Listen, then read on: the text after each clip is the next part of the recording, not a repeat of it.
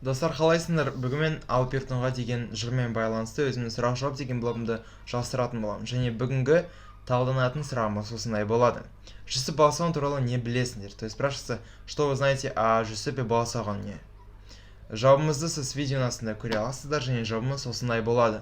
Жүсіп Балсағұн ақын, ойшыл, ғалым, мемлекет қайраткері. Ол 11 ғасырда өмір сүрген, мүмкін сол себепті оның өмірі туралы мәліметтер өте мардымсыз. Кейбір деректерде оның туған жылы 1017 жыл, ал кейбіреулерде 1020 жыл. Өмірден қайтқан жылы белгісіз. Балсағұн қаласында туған. Білімді Бұхара, Қашқар, Фараб, яғни Отырар қалаларынан алған. Философия, математика, астрономия, астрология, филология және тағы басқа ғылым салаларының дамуына зор үлес қосқан. Араб, парсы тілінде еркін сөйлеген.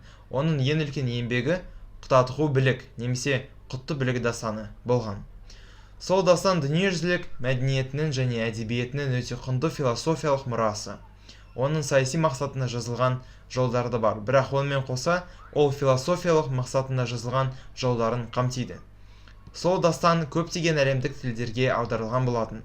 Айта кететін жайт, онда біз қазір талдап жатқан Алып ер-тоңға туралы да сөз бар. Дәлірек айтқанда, Алып ер-тоңға туралы мадақ жыр бар. Енді барын аударайын. Жүсіп Балсағұн, он был поэтом, мыслителем, ученым, государственным деятелем. Он жил в XI веке, может быть, и по этой причине информации, которые говорились о жизни этого человека, не так-то уж и много. По некоторым данным он родился в 1017 году, а по другим данным он родился в 1020 году. Да, целое тысячелетие назад.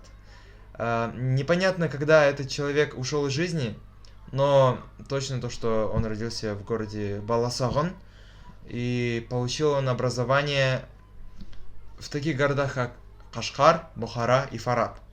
Фараб — это древнее название города Отырар.